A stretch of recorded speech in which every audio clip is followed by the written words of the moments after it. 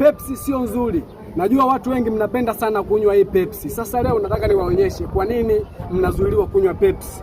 Pepsi ni kinywaji ambacho kinachanganywa makemikali mengi sana, na ndio maana ukinywa Pepsi sana inakusababishia vidonda kwenye utumbo. Ukitaka kujua kama Pepsi ni mbaya, chukua mkate alafu miminia Pepsi. Watatokea wale wadudu wa chooni wale wanaitwa funza. Sasa nafanya kwa vitendo. Mkate huu hapa huu. Naomba mniangalie vizuri. Huu hapa ni mkate, sawa? Sasa ukitaka kujua kama Pepsi ni mbaya, ukimiminia Pepsi kwenye mkate, wanatokea wale funza wa chooni wadudu. Huu ni mkate, kila mtu anauona, mniangalie vizuri. Hii ni Pepsi, kila mtu anaiona.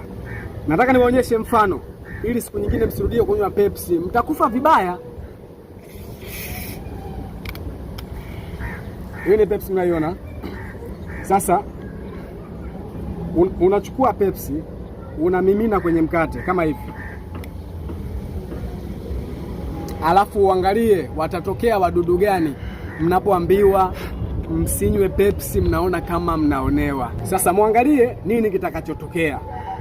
Pepsi sio nzuri, na ndio maana hata ladha yake sio nzuri. Kama ushawahi kunywa Pepsi, kuna ladha. Tufanye vitu kwa vitendo. Unaona hii hapa?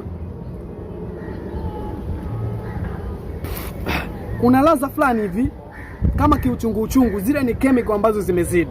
Sawa? Lakini lakini kama ina utamu fulani hivi. God have mercy upon us.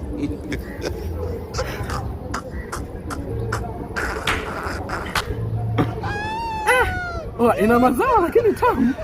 Mbona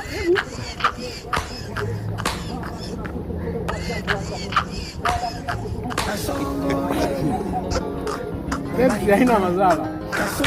Pepsi haina mazala jamani, nilikuwa na watania.